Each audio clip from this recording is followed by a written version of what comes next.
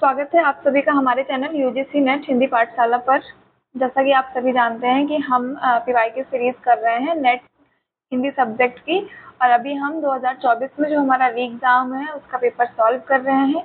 Paper का first part हमने solve कर लिया है, जिसमें क्वेश्चन नंबर 1 से 30 तक हमने क्वेश्चन सॉल्व किए थे।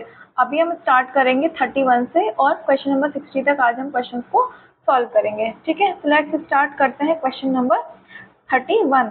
होप सो आप सभी लोग अच्छे होंगे और अच्छी तरीके से पढ़ाई कर रहे होंगे। ठीक है, आते हैं क्वेश्चन नंबर 31 पे। सरोजिनी नायडू और मैथिलीशरण गुप्त से लेकर अपने कनिष्ठ कथाकार फणीश्वर नाथ रेणु तक 12 लेखक बंधुओं के संस्मरण को अज्ञे ने अपने किस संस्मरण में संकलित किया। ठीक है, अब ये पूछा गया है कि जो सरोजिनी नायडू है आपकी और मैथिलीशरण गुप्त है, ठीक, उन्होंने फणीश्वर नाथ रेणु तक 12 लेखक बंधुओं के संस्करण को अज्ञे ने। इस क्वेश्चन में ये चीज समझनी है कि ये जो संस्करण आपका आया था जिसमें अलग अलग आपके जो कवि हैं उनको संकलित किया गया है, तो ये संकलन किसने किया था? ये संकलन किया था आपका अज्ञे जी ने। ठीक है, तो अज्ञे ने जब संकलन किया तो किसमें संकलित किया है? तो ये संकलित किया है स्मृति लेखा नाम से। ठीक है, ओके, स्मृति लेखा जो है 1986 में संकलित करते हैं। कौन संकलित करते हैं? अज्ञे जी। नेक्स्ट टाइम जब ये कभी क्वेश्चन पूछेंगे ना, तो इसमें आपको स्मृति लेखा में अज्ञे द्वारा रचित मतलब क्या संकलित है, तो वहां पर आपको राइटर्स के नाम देके पूछे जाएंगे। ठीक है, और जो अज्ञे जी की कुछ अन्य रचनाएं हैं, अरे यायावर रहेगा याद 1953 में आती है ये, एक बूंद सहसा उछली 1960, ये दोनों अज्ञे की यात्रा साहित्य हैं, और अरे यायावर रहेगा याद ये हमारे सिलेबस यूनिट 10 में लगा हुआ है। ओके, फिर आते हैं हम नेक्स्ट क्वेश्चन नंबर 32 पे। क्वेश्चन नंबर 32 हमारा पंक्तियां और निबंध है, यूनिट 9 से रिलेटेड। तो जो हमारे सिलेबस में लगे हुए हैं उनसे संबंधित पंक्तियां दी हुई हैं और आपको बताना है कि ये किससे संबंधित है। ओके, अशोक के फूल केवल एक फूल की कहानी नहीं, भारतीय संस्कृति का एक अध्याय। संस्कृति और सौंदर्य निबंध जो है इसकी लाइन ही स्टार्ट होती है, निबंध का स्टार्टिंग ही इस लाइन से होती है कि अशोक के फूल केवल एक फूल की कहानी नहीं है। तो ये संस्कृति और सौंदर्य निबंध से आपका संबंधित है। फिर आता है आपका आत्म जागरण बनाम राष्ट्र जागरण, गीत की प्रथम कड़ी का भाव प्रवाह दोनों ओर है। ओके, ये आपका हो जाएगा उठ जाग मुसाफिर निबंध से। सेकंड वाली लाइन है वो उठ जाग मुसाफिर निबंध की है। फिर आपकी जो थर्ड लाइन है वो आती है रीत आशिकों की तन मन निसार करना, रोना और सितम उठाना और उनको प्यार करना। ये आपका संबंधित है मजदूरी और प्रेम निबंध से। मजदूरी और प्रेम निबंध किसका निबंध है? सरदार पूर्ण सिंह का, सरदार पूर्ण सिंह का निबंध है ये। ठीक है, और मेरे राम का मुकुट भीग रहा है, इसकी लाइन हो जाएगी आपकी किस ओर राम मुड़े होंगे, बारिश से बचने के लिए किस ओर बता दो सखी। ये संबंधित है आपके मेरे राम का मुकुट भीग रहा है। ठीक है, फिर आते हैं नेक्स्ट हम क्वेश्चन नंबर 34 पहले देख लेते हैं, स्क्रीन पे है। काव्य उस शब्दार्थ को कहते हैं जो दोष रहित हो तथा जिसमें गुण नित्य रूप से और अलंकार अनित्य रूप से विद्यमान हो। ठीक है, काव्य किसे कहते हैं? पहले तो ये परिभाषा देख लो। काव्य उस शब्दार्थ को कहते हैं जो दोष रहित हो तथा जिसमें गुण नित्य रूप से और अलंकार अनित्य रूप से विद्यमान हो। उपयुक्त काव्य लक्षण किस आचार्य ने दिया है? तो यह जो परिभाषा दी हुई है काव्य की, यह किस आचार्य ने दी है? ये दी है आपकी वामन ने। नेक्स्ट टाइम कभी क्वेश्चन पूछेंगे तो मिलान में पूछेंगे या फिर इसको कैसे पूछेंगे, वामन ने निम्न में से कौन सी काव्य परिभाषा दी। तो वहां पे ऐसे आपको 4 स्टेटमेंट मिलेंगे जिसमें आपको पिक करना होगा, इसको नोट कर लीजिएगा। फिर इनके कुछ काव्य लक्षण है संस्कृत में, वो देख लेते हैं। भामा का है शब्दार्थो सहितो काव्यम, पीवाईक्यू है। वामन काव्य शब्दो गुणालंकार संस्कृत्यो, ये भी आपका पीवाईक्यू है।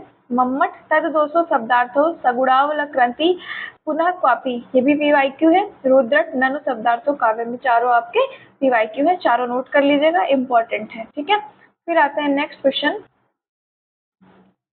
क्वेश्चन नंबर 33 पे। क्वेश्चन नंबर 33, साधारणीकरण के संबंध में निम्नलिखित में से कौन से कथन असत्य हैं? साधारणीकरण, तो आपका साधारणीकरण है उससे संबंधित गलत कथन आपको बताने हैं, ठीक है। तो गलत कथन देखते हैं।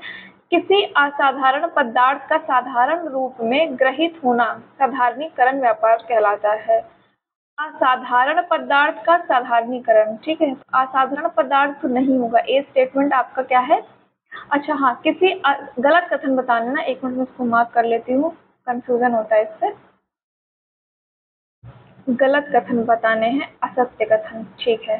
तो किसी असाधारण पदार्थ का साधारण रूप में ग्रहित होना, यानी कि कोई असाधारण पदार्थ है उसको साधारण रूप में प्रस्तुत करना, ये आपका क्या कहलाता है, साधारणीकरण व्यापार कहलाता है, ठीक है। तो ए स्टेटमेंट आपका करेक्ट है, ए काट दो आप ऑप्शन में। अभी आपके पास में 3 ऑप्शन बच रहे हैं। बी आता है काव्य नाटक में साधारणीकरण विभाववाद के सम्मिश्रित क्रियाकलाप के समस्त घटना चक्र का होता है, ठीक। फिर से स्टेटमेंट को पढ़ेंगे।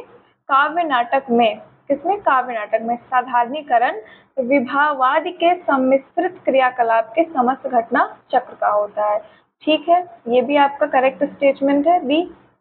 साधारणीकरण व्यापार द्वारा सहृदय अपने समस्त पूर्वाग्रहों से मुक्त हो जाता है। अब ये स्टेटमेंट जो है ना, ये आपको कॉन्ट्रडिक्ट कर रहा है, मतलब ये आपको क्या बोल रहा है कि जो साधारणीकरण है वो व्यापार द्वारा सहृदय अपने समस्त समस्त यानी कि सभी के सभी पूर्वाग्रहों से विमुक्त हो जाता है। तो ऐसा पॉसिबल नहीं है, सभी के सभी पूर्वाग्रह यानी कि जो आप कुछ ना कुछ तो आपके सबकॉन्शियस में फिट होगा ही, 1 या 2% भले ही वो इफेक्ट करे, बट वो करता है।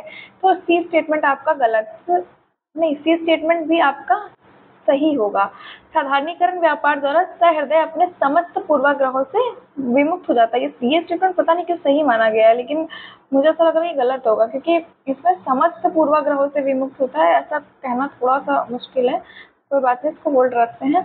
डॉक्टर नगेंद्र ने आलम्बनत धर्म का साधारणीकरण माना है, ये स्टेटमेंट तो गलत है। आलम्बनत धर्म का जो साधारणीकरण है ये डॉक्टर नागेंद्र ने नहीं माना है।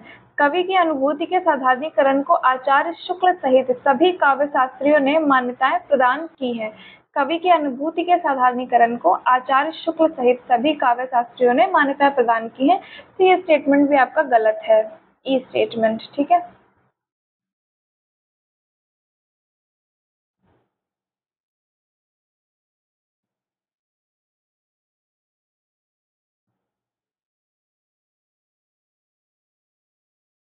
इसमें कुछ चीजें दी हुई हैं, ये देख लेते हैं। जैसे कि साधारणीकरण की अवधारणा सबसे पहले किसने दी थी, ये दी थी आपको भट्ट नायक ने प्रस्तुत करी थी, ठीक है। फिर आता है हमारा सेकंड, साधारणीकरण की अवधारणा सर्वप्रथम भट्ट नायक ने प्रस्तुत की, और भट्ट नायक जो है काव्य की 3 क्रियाएं यानी कि 3 व्यापार मानते हैं, अभिधा, भावकत्व, भोजकत्व। ये भी पूछा गया है पीवाईक्यू में। तो अभिधा क्या होती है, काव्यार्थ की प्रतीति।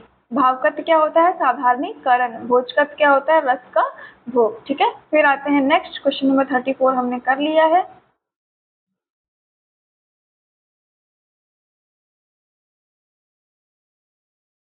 क्वेश्चन नंबर 35, इस जो ये वाला 33 है साधारणीकरण से संबंधित, ये 3 जो स्टेटमेंट आपके करेक्ट हैं इनको नोट कर लीजिएगा, और ये याद रखिएगा कि साधारणीकरण व्यापार द्वारा सहृदय अपने समस्त पूर्वाग्रहों से विमुक्त होता है, ठीक है। ये चीज याद रखिएगा, क्योंकि हो सकता है कभी अगर ये आया ना तो आप इसको गलत करने की इसकी संभावना ज्यादा है, ठीक है, याद रखिएगा। फिर नेक्स्ट आते हैं क्वेश्चन नंबर 35 पे। दोष रहित और गुण सहित कछुक अल्प अलंकार शब्द अर्थ सो कवित है, ताको करो विचार, काव्य लक्षण किस आचार्य का है, ठीक है। अब आपको ये बताना है कि ये जो इसमें काव्य लक्षण किस आचार्य का, तो ये आपका है कुलपति मिश्र का, ठीक। ऐसे क्वेश्चन में सिर्फ हमको याद करना होता है, एक्सप्लेन, इसमें काव्य लक्षण अलग अलग आचार्य ने अलग अलग माना है, तो उसको हमें सिर्फ लर्न करना होता है। जब हम इसको पढ़ेंगे प्रॉपर कंटेंट वाली क्लास में, तब इसको मैं पूरा कराऊंगी टॉपिक वाइज, एक एक चीज इसमें मैं कराऊंगी। अभी जितना पीवाईक्यू बेस्ड है बस उतना ही देखना है हमें, ओके।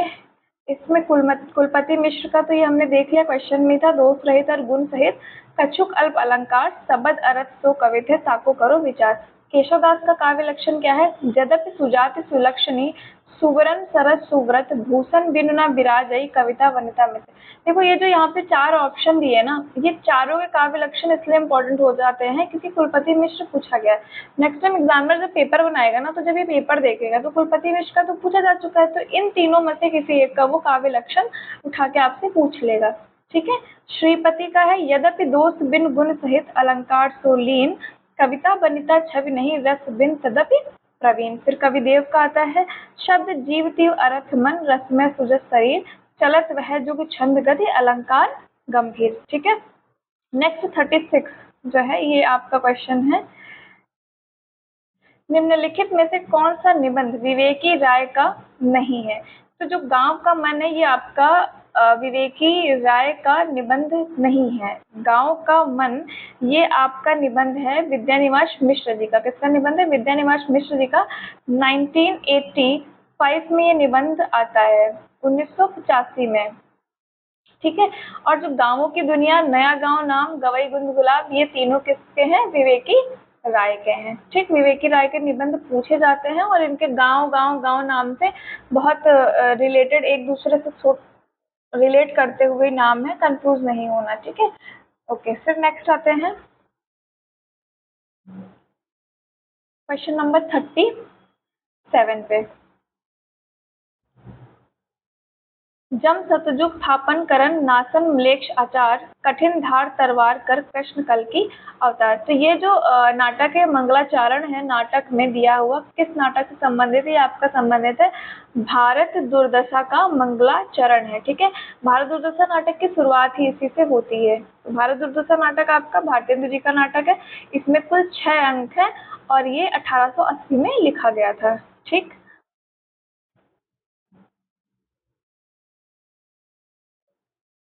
थोड़ा सा एक फैक्ट चीजें और इसमें देख लेते हैं। भारत दुर्दशा के जो प्रमुख पात्र हैं भारत दुर्दशा नाटक के, वो देख लेते हैं। योगी एक पात्र है, भारत भाग्य, भारत, भारत दुर्देव, निर्लज्जता, सत्यानाश, फौजदार, रोग, आलस्य, अंधकार, डिसलॉयल्टी। इसमें जो भारत भाग्य है, भारत दुर्देव, निर्लज्जता, रोग, आलस्य, अंधकार, डिसलॉयल्टी, ये सब क्या है? आपके अमूर्त पात्र है। मतलब ये आपको, मदिरा भी इसमें एक पात्र आता है, तो अमूर्त पात्र है वो। अमूर्त यानी कि जिसका आप कोई जो भाव है, कोई उसको आपने एक मानवीकरण रूप दे दिया है। ठीक है। और भारतेंदु जी के कुछ अन्य नाटक हैं, व्याधि की हिंसा, हिंसा न भवति, सत्य हरिश्चंद्र, विशस्य विश्वमोसुधम, नील देवी, अंधेर नगरी, प्रेम जोगनी आदि। ठीक है। फिर आते हैं हम अंधा युग जो धर्मवीर भारती का नाटक है 1955 का। एक और जोड़ा चारुशंकर शेष का नाटक है 1977। सिंदूर की होली 1934 का है और ये है आपका किसका?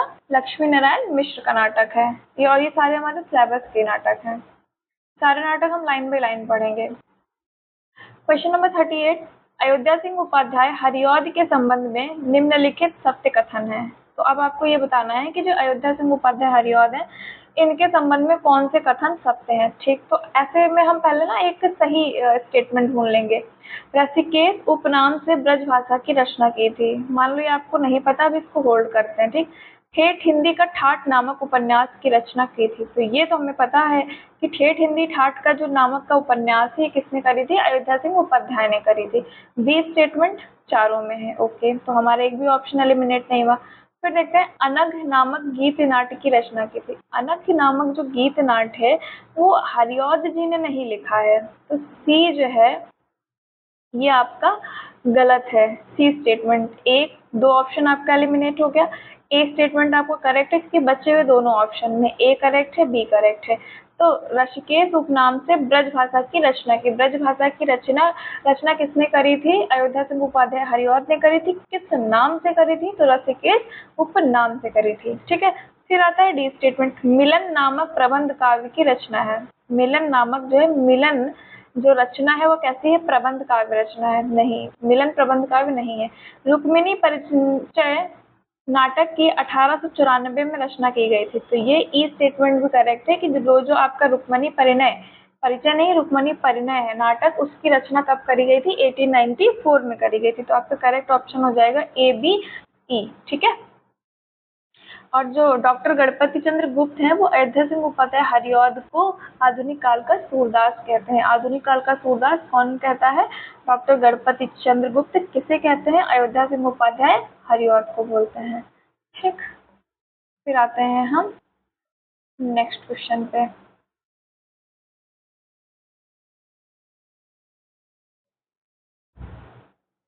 क्वेश्चन नंबर 39, आषाढ़ का एक दिन नाटक में कौन सा कथन मल्लिका के द्वारा नहीं कहा गया है? आषाढ़ का एक दिन आपका मोहन राकेश का नाटक है, ठीक है। और इसमें जो आषाढ़ के एक दिन का नाटक का जो विषय वस्तु है वो मल्लिका और कालिदास का प्रेम प्रसंग के बारे में इसमें वर्णन किया गया है।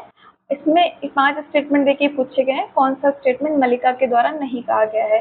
इस सौंदर्य के सामने जीवन की सब सुविधाएं हे हैं। ए स्टेटमेंट जो है ये प्रियंग मंजरी द्वारा कहा गया है। प्रियंग मंजरी उज्जैनी की राजकुमारी होती है जो कि कालिदास की पत्नी भी है। उनके द्वारा हमारा सौभाग्य होगा कि आप कुछ दिन इस प्रदेश में रह जाएं, ठीक है। ये कौन कहता है? ये मल्लिका ही कहती है प्रियंग मंजरी से कि अगर आप कुछ दिन तक यहाँ रह जाएंगे तो ये हमारा सौभाग्य होगा। मैंने सुना है, विश्वास नहीं होता परंतु होता भी है। ये किसका कथन? ये आपका मल्लिका का कथन नहीं है, सी स्टेटमेंट भी मल्लिका का नहीं है। ओके, ये किसका है? ये मातुल का कथन है। आचार्य मातुल जो कालिदास के मामा हैं उनका। नहीं, यह सत्य नहीं हो सकता, मेरा हृदय इसे स्वीकार नहीं करता है। तो ये किसका कथन है? ये आपका मल्लिका का ही कथन है। बी कथन मल्लिका का है, डी कथन मल्लिका का है। जब मल्लिका को पता चलता है ना कि उन्होंने शादी कर ली है, और नहीं, जब मल्लिका को पता चलता है कि कालिदास जो है वो राजपाट छोड़ रहे हैं अपना, सब छोड़ के फिर वो संन्यास ले रहे हैं, उसलिए ये बोलते हैं कि नहीं, ये सत्य नहीं हो सकता, मेरा हृदय इसे स्वीकार करने के लिए नहीं तैयार है। ठीक, फिर ई स्टेटमेंट किसका है? थक गया था, अब भी थका हूँ, परंतु वर्षा ने थकान कम कर दी है। तो ये स्टेटमेंट आपका कालिदास का है। जब कालिदास नाटक के तीसरे अंक में यानी कि अंतिम अंक में मल्लिका से मिलने के लिए आते हैं और मल्लिका से कहते हैं कि हम सब कुछ अच्छे से प्रारंभ करना चाहते हैं, मतलब शुरू से हम शुरू करना चाहते हैं, लेकिन तब तक बहुत देर हो चुकी होती है। मल्लिका को एक बच्ची हो गई है और उसका रोना सुनते ही कालिदास फिर से वापस चले जाते हैं। ठीक, ओके।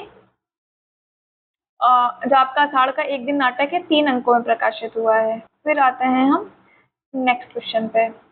मोहन राकेश जी के कुछ अन्य नाटक हैं वो देख लेते हैं। आषाढ़ का एक दिन तो सिलेबस का है, लहरों के राजहंस, आधे अधूरे, पैरों तले जमीनी इनका अधूरा नाटक है, सिपाही की माँ, प्यालियां टूटती हैं। ठीक है, ये याद रखिएगा। फिर आते हैं क्वेश्चन नंबर 40।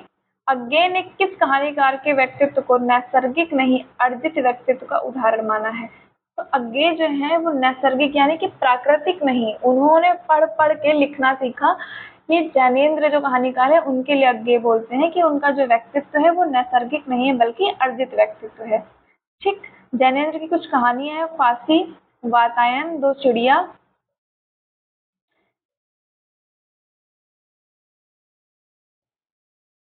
नीलम देश की राजकन्या, ध्रुव यात्रा, पाजेब। ठीक, भीष्म कहानी की फिर से देख लेते हैं, बहुत इंपॉर्टेंट है। भाग्य रेखा ये आपकी आती है 1953 में, पहला पार्ट 1957। भीष्म कहानी की कहानी संग्रह है, ये इंपॉर्टेंट है, सारे नोट कर लेना अगर अभी तक आपने नोट नहीं किया है।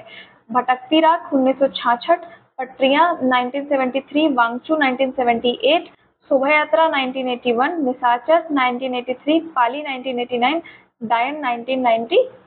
ठीक है, इसमें से पीवाईक्यू कौन कौन सी, अगर आपने मेरी पीछे की क्लास देखी तब तो आपने नोट कर लिया होगा, तो आपको पता भी होगा, फिर मैं बता देती हूँ। भाग्य रेखा पूछा जा चुका है, भटकती राख पीवाईक्यू, पाली पीवाईक्यू, डायन पीवाईक्यू। ठीक है, पहला पार्ट भी पीवाईक्यू ही है। फिर आते हैं नेक्स्ट क्वेश्चन नंबर 41 पे।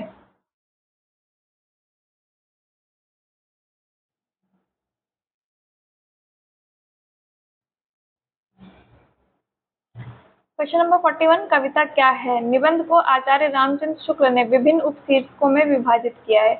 इन उपशीर्षकों का क्रम बताना है आपको। ठीक, तो इसमें बहुत सारे क्रम ये नेम आते हैं अलग अलग, उसका क्रम पूछा गया, उसमें से 5 देखे। तो पहला है आपका सभ्यता के आवरण और कविता, दूसरा है मार्मिक तथ्य, तीसरा है काव्य और व्यवहार, चौथा भावना या कल्पना, पांचवा है कविता पर अत्याचार। D statement is the correct आपका ऑप्शन है।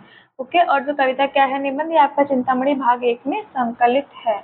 फिर आते हैं हम क्वेश्चन नंबर 42 पे। 42 आपका निबंध से संबंधित है, सफलता और चरितार्थ में अंतर है।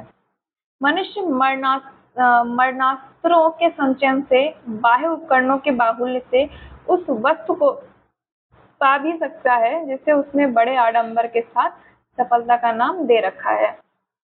यह पंक्तियां किस निबंध से ली गई हैं? तो ये जो पंक्तियां हैं आपकी संबंधित है नाखून क्यों बढ़ते हैं निबंध से। नाखून क्यों बढ़ते हैं हजारी प्रसाद द्विवेदी जी का निबंध है, कल्पलता का निबंध संग्रह में संकलित है और 1951 में यह प्रकाशित होता है। ओके, फिर आते हैं नेक्स्ट क्वेश्चन नंबर 43 पे। कल्पलता निबंध संग्रह जो है इसमें टोटल 20 निबंध संकलित हैं। ये इसलिए याद रखना क्योंकि कहानी का पूछा जा चुका है कि किस परिंदे कहानी का पूछा गया था कि परिंदे कहानी संग्रह में कितनी कहानियां टोटल संकलित हैं। जैसे कल्पलता निबंध में टोटल 20 निबंध संकलित है। कहानी का पूछा गया है तो निबंध का भी पूछा ही जाएगा कभी न कभी, तो हमें एक स्टेप आगे होके चलना होगा। ठीक, दिल्ली दरबार दर्पण ये आपका भारतेंदु जी का है निबंध। श्री शंभू के चिट्ठे बाल मुकुंद गुप्ता जी का निबंध है जिसमें वो 8 चिट्ठे लिखते हैं लॉर्ड कर्जन के नाम पे। उज्जाग मुसाफिर 2012 का विवेकी राय का ये निबंध है। ओके, फिर आते हैं नेक्स्ट हम क्वेश्चन नंबर 43 पे। क्वेश्चन नंबर 43, निम्नलिखित में से खरोष्टी लिपि की विशेषता नहीं है। खरोष्टी लिपि, ब्राह्मी लिपि और खरोष्टी लिपि 2 लिपि होती है हमारी। खरोष्टी दाएं से बाएं ओर लिखी जाती है, तो ये जो है ये तो है, ए स्टेटमेंट करेक्ट है, ये ऑप्शन आपका एलिमिनेट हो गया। खरोष्टी में वर्णों की संख्या केवल 30 है, ये गलत है। देखो केवल भी लग गया प्लस वर्ड भी आ गया, अगर नहीं भी आपको पता है तो इस ऐसे स्टेटमेंट को आप इनकरेक्ट ही मान के चलो, सही होने के चांसेस के ज्यादा रहते हैं। ठीक, तो बी एक स्टेटमेंट मान लेते हैं। खरोष्टी आर्य भाषा की समस्त ध्वनियों को अंकित करने में समर्थ है। ओके, फिर आते हैं हम नेक्स्ट देखते हैं, अभी गलत है अभी सही वाला ढूंढ लेते हैं। खरोष्टी में स्वरों तथा मात्राओं में ह्रस्व तथा दीर्घ का भेद नहीं है, ऐसा तो नहीं होगा। नहीं, ब्राह्मी में भेद है और खरोष्टी में भेद नहीं है, ई स्टेटमेंट सही आपका है। ठीक है, तो ये भी आपका ऑप्शन कट गया। बी स्टेटमेंट गलत है तो बी आपका एक नहीं बच रहा है, तो बी और सी आपके गलत स्टेटमेंट है। ठीक है, और खरोष्टी में संयुक्त अक्षर लिखने की सुविधा नहीं है। संयुक्त अक्षर जैसे कि हमारा त्रा हो गया, री हो गई, ठीक है, श्रा हो गया, ये हमारे संयुक्त अक्षर है, तो ऐसा खरोष्टी लिपि में लिखने की सुविधा नहीं होती है। 43 क्वेश्चन हो गया हमारा। इसमें टोटल 37 वर्ण होते हैं, ये याद रखिएगा। एक बार अगर आपसे गलत देख के पूछा गया है तो नेक्स्ट टाइम आपसे ये पूछ लेंगे कि खरोष्टी लिपि में वर्णों की संख्या है, डायरेक्ट ऑप्शन में दे देंगे 36, 35, 37 ऐसे करके, तो 37 आपका करेक्ट ऑप्शन होगा। नेक्स्ट क्वेश्चन नंबर 44, निम्नलिखित में से कौन सा कथन संस्कृति के 4 अध्याय से संबंधित नहीं है। संस्कृति के 4 अध्याय नामधारी सिंह दिनकर जी की कृति है, 1956 में यह प्रकाशित होती है, तो इससे संबंधित कौन से नहीं है। राजनीति के धरातल पर परस्पर बटे हुए लोग धर्म के धरातल पर एक होने लगे। सत्य के प्रचार से जैसे जीवन के अन्य मूल्य नष्ट होते हैं वैसे ही एकता और प्रेम भी। थर्ड स्टेटमेंट है, सूफी और कलंदरों के प्रभाव में भारत में इस्लाम का रूप बदल गया। अचरज यह है कि ऐसा करने की अनुमति इन्हें खुद पोप ने नहीं दी थी। डी स्टेटमेंट नहीं होगा। कलकत्ते के मदरसे और काशी के संस्कृत कॉलेज के बाद कंपनी सरकार ने कई वर्ष तक शिक्षा की दिशा में तीसरा कदम उठाया। तो इसका आंसर देख लेते हैं, कौन कौन सा स्टेटमेंट आपका नहीं संबंधित है। एक तो बी स्टेटमेंट आपका, बी स्टेटमेंट गलत है, डी स्टेटमेंट भी गलत है, नेगेटिव स्टेटमेंट है इसलिए भी। और ऐसा जो है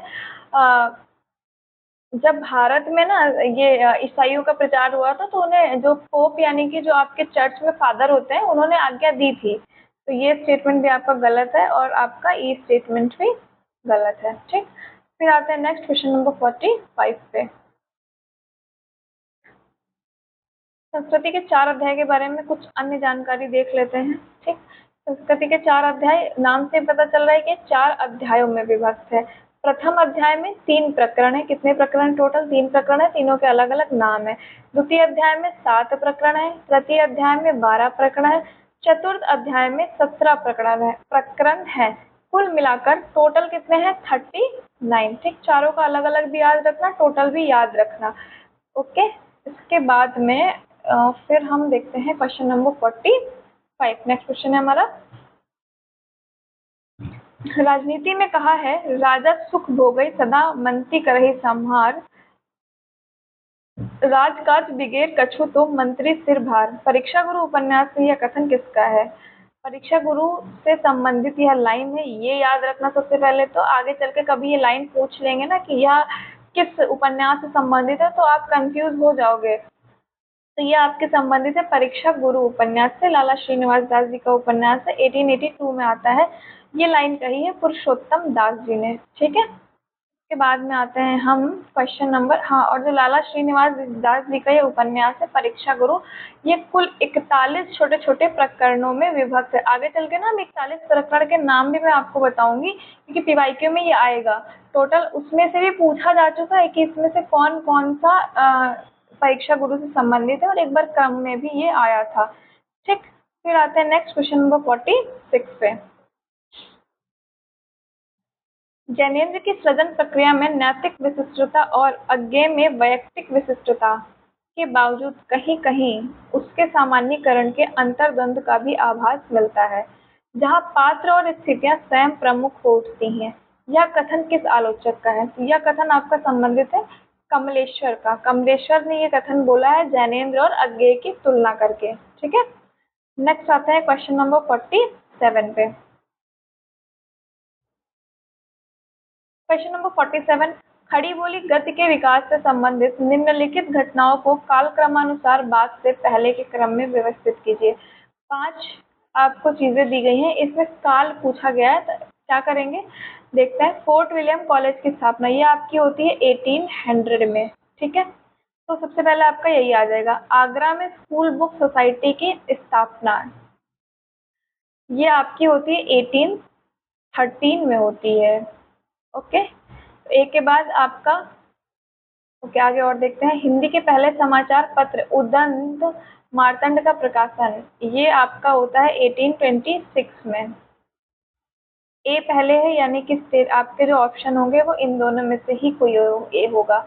लल्लू लाल जी द्वारा प्रेम सागर की रचना और राजा शिव प्रसाद सितारे हिंद द्वारा बनारस अखबार का प्रकाशन, ठीक है। तो इसका जो सही आंसर हो जाएगा वो हो जाएगा B, Agra school book of society. याद, ये 1844 है, आई थिंक 1844 ही है, हाँ ये 1844 है आपका, ओके। फिर देखते हैं हम नेक्स्ट। अच्छा, दे तो रखा है 1844 नहीं, 1833 है। Agra school book of society 1833 का है, ठीक। और जो राजा शिव प्रसाद सितारे हिंद, उन्होंने बनारस अखबार कब प्रकाशित किया था? 1845 में प्रकाशित किया था। और लल्लू लाल द्वारा प्रेम सागर की रचना कब करी गई थी? 1810 में करी गई थी। सॉरी, ये मैंने बाई मिस्टेक आपको आगरा में ये मुझे कंफ्यूजन हो रहा था, ये आपका 1833 है, ये चीज़ करेक्ट कर लीजिएगा अगर आपने गलत नोट करी है तो। नेक्स्ट आता है क्वेश्चन नंबर 48 पे। ईयर लर्न करने में बहुत कंफ्यूजन हो जाता है कभी कभी, इसीलिए बार बार रिवीजन जरूरी है। सूर्यकांत त्रिपाठी निराला के काव्य संग्रहों को प्रकाशन वर्ष के आधार पर व्यवस्थित कीजिए, ठीक है। गीतिका, अर्चना, कुकुरमुत्ता, गीतगुंज, अनिमा, निराला जी के जो काव्य संग्रह हैं उनको देख लेते हैं। प्रकाशन वर्ष इनका, गीतिका आती है 1936 में, कुकुरमुत्ता 1942 सिलेबस की हमारे, अनिमा 1943, अर्चना 1950, गीतगुंज 1954, सांदिकली 1969। इम्पोर्टेंट है 6 की 6, और इनको प्रकाशन वर्ष भी इम्पोर्टेंट है, इनको याद कर लीजिएगा। निराला को हिंदी में मुक्त छंद का प्रवर्तक माना जाता है, ये एकदम करेक्ट है। स्टेटमेंट में इसको पूछेंगे, निराला ने कविता को जाति छंद कहा है, ये भी आपको स्टेटमेंट में पूछेंगे। बहुवस्तु स्पर्शनी प्रतिभा निराला जी में, ये कथन किसका है? आचार्य शुक्ल कहते हैं ये किसके लिए? निराला जी के लिए, ठीक है। फिर आते हैं हम क्वेश्चन नंबर 49 पे। रायमल पांडे कृत हनुमत चरित का रचना वर्ष क्या है? हनुमत चरित जो है किसकी रचना है? रायमल पांडे की रचना है।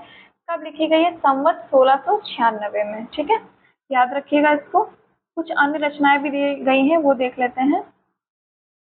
प्राणचंद चौहान की रचना है रामायण महानाटक, 1610 में आता है ये। माधवदास चरण का है राम रासो अध्यात्म रामायण, ठीक। हृदय राम हनुमान नाटक 1623 इम्पोर्टेंट है, प्राणचंद चौहान का भी इम्पोर्टेंट है।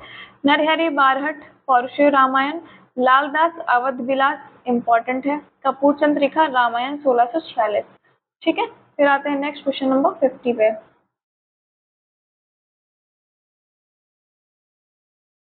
क्वेश्चन नंबर 50, इसमें कुछ आपकी रचनाएं हैं और रचनाकार हैं जिनको आपस में आपको मिलान करना है। निर्वासन आपकी रचना है अखिलेश की। नागरी सभ्यता राकेश मिश्र की रचना है। काल मृग की पीठ पर, ये आपकी है जितेंद्र श्रीवास्तव की। अगम बह दरियाओ शिवमूर्ति। चारों इंपॉर्टेंट है। आगे पीवाईक्यू में फिर से, मतलब आगे क्वेश्चन जब भी पेपर होंगे तो उसमें रिपीट होंगी आपकी। क्वेश्चन नंबर 51,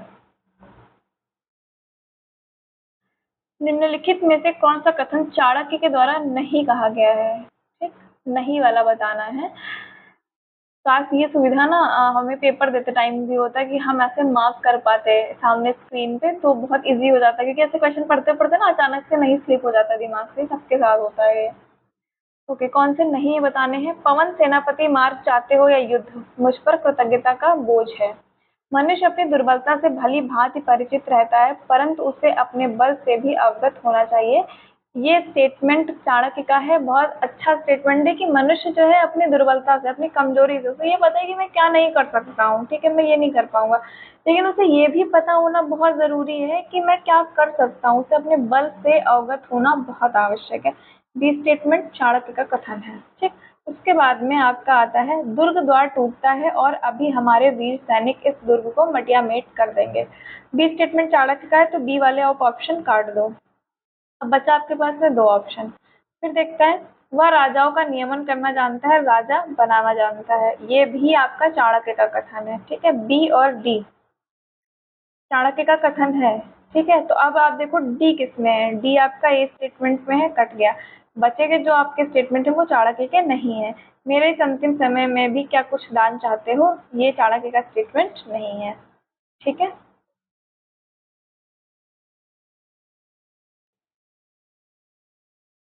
नेक्स्ट आते हैं क्वेश्चन नंबर 52 पे।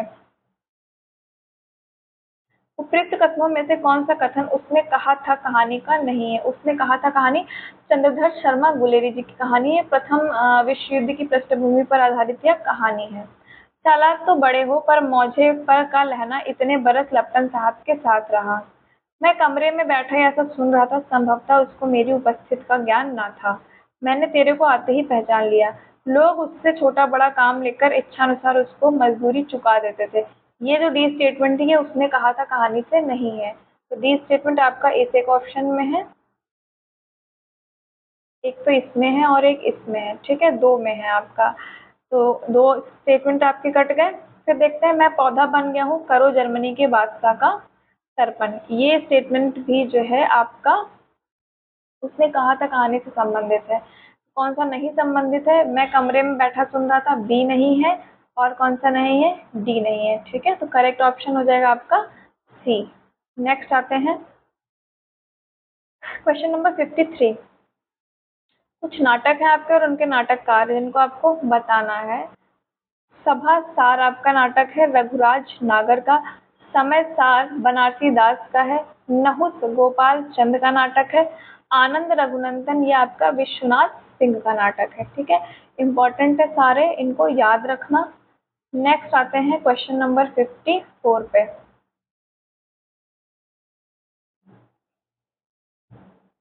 क्वेश्चन नंबर 54, निबंध में हजारी प्रसाद द्विवेदी की परंपरा को प्रशस्त किया है विद्यानिवास मिश्र ने। अच्छा, ये दोनों ना ललित निबंधकार हैं। या कथन किस इतिहासकार का है? तो ये बोलते हैं रामस्वरूप चतुर्वेदी जी। ठीक है, रामस्वरूप चतुर्वेदी का यह कथन है।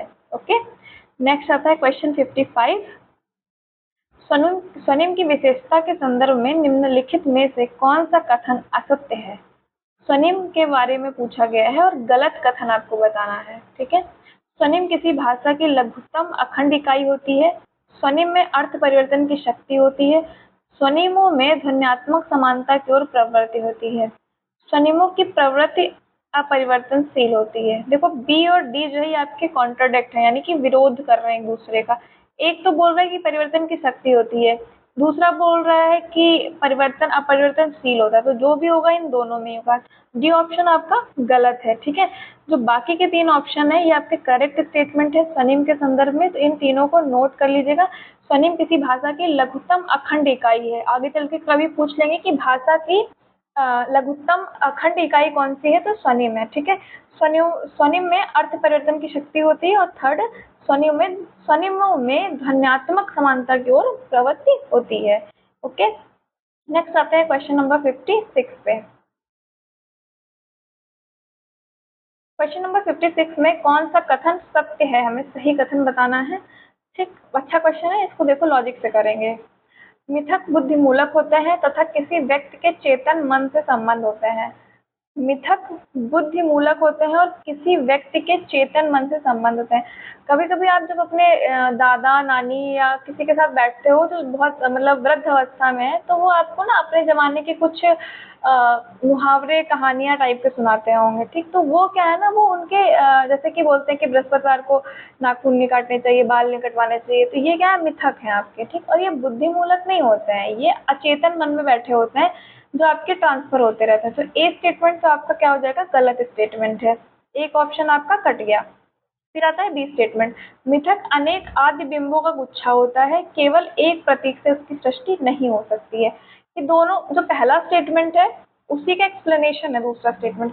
अनेक आदि बिंबों का गुच्छा होता है। ठीक, अनेक बिंब है जिनका एक गुच्छा है, तो एक प्रतीक से उसकी सृष्टि नहीं हो सकती है। बी स्टेटमेंट आपका करेक्ट स्टेटमेंट है।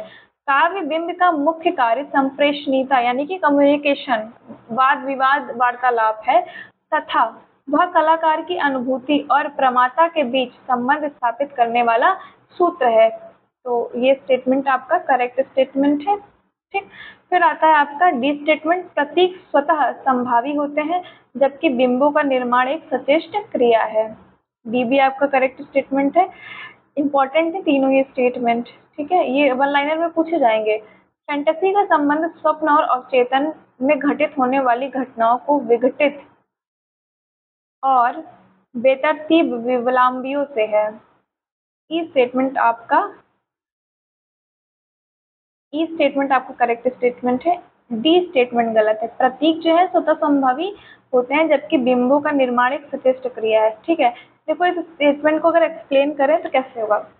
मान लो ये पेन है। ठीक, तो पहले किसी ने सोचा होगा ना कि पेन को मैं ऐसा बनाऊंगा, तो जब उसने सोचा, अचेतन मन से सोचा ना, उसने सोचा कुछ, उसके मन में एक इमेज बनी, तो वो क्या था ना, बिंब था, अपने उसने मन में एक चीज बनाई, फिर उसको उसने पेन मतलब उसको किसी भी तरीके से एक आकृति का रूप दे दिया, तब वो अब वो सिंबल बन गया, तो आपका प्रतीक बन गया। तो डी स्टेटमेंट आपका गलत स्टेटमेंट है। ठीक है, यहाँ पे होना चाहिए था जो बिंब है वो स्वतः संभवी होते हैं और प्रतीकों का निर्माण सचेष्ट क्रिया है। ठीक, उल्टा लिखा हुआ है। तो ये इसका आपका सी स्टेटमेंट जो है करेक्ट स्टेटमेंट हो जाएगा। बी सही है, सी सही है और ई सही है। फिर आते हैं नेक्स्ट क्वेश्चन नंबर 57 पे। बकरी नाटक से संबंधित है, सरेश्वर दयाल सक्सेना जी का नाटक है, 1974 में आता है। तुम्हारे कल्याण के लिए बकरी शांति प्रतिष्ठान, बकरी संस्थान, बकरी सेवा संघ, बकरी मंडल बहुत सी संस्थाएं बनानी है, तभी कुछ होगा।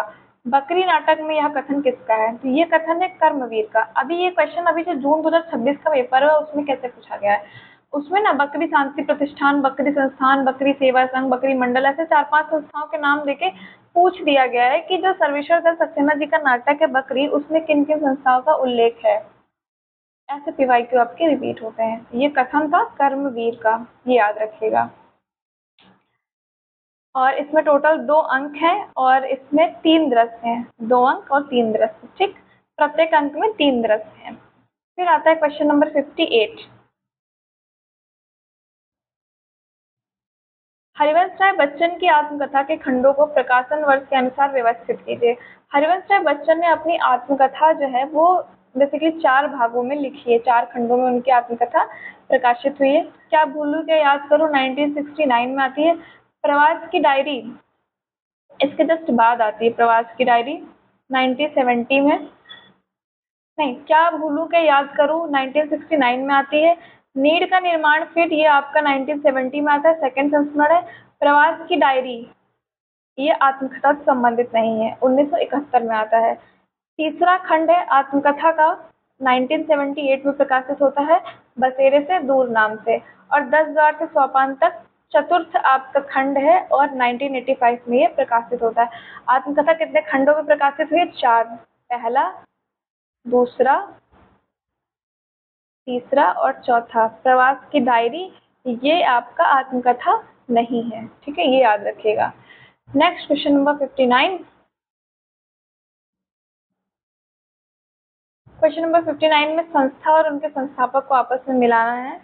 ओके, सबसे पहले देखते हैं प्रार्थना समाज। तो प्रार्थना समाज आपका स्थापित करते हैं महादेव गोविंद रानडे ही करते हैं। फिर दो स्टेटमेंट आपका कट गया, A1 तत्वबोधिनी सभा, ये आपके करते हैं देवेंद्र नाथ ठाकुर। ठीक है, फिर आता है वेद समाज। वेद समाज आपका स्थापित करते हैं केशव चंद्र सेन। सत्यशोधक समाज ज्योतिबा फूले। ओके, ये नाम याद रखना चारों के। क्वेश्चन नंबर 60 आज का लास्ट क्वेश्चन है। पात्र हैं और उपन्यास, उपन्यास से संबंधित पात्र आपको बताने हैं। रंगनाथ, ये किससे संबंधित है? ये आपका संबंधित है लाख दरबारी से। D4 एक ही ऑप्शन में, ए ऑप्शन निकल आया, लेकिन फिर भी देखते हैं। ब्रज किशोर, ये परीक्षा गुरु से संबंधित है। और रामू जो है ये आपका संबंधित है मानस का हंस से। कृपाराम ये आपका संबंधित है जिंदगी नामा से। ठीक है, तो हमारे आज के 30 क्वेश्चन यहाँ पे कंप्लीट होते हैं। आगे के क्वेश्चन हम कल करेंगे। क्लास को देखिएगा, क्लास आपको कैसी लगी जरूर बताइएगा। क्लास को लाइक करिएगा, चैनल को सब्सक्राइब करिएगा और शेयर करिएगा। और आपके जो भी सुझाव हो वो आप कमेंट बॉक्स में मुझे ज़रूर ड्रॉप करिएगा, मैं उस पर काम करूँगी। Thank you so much.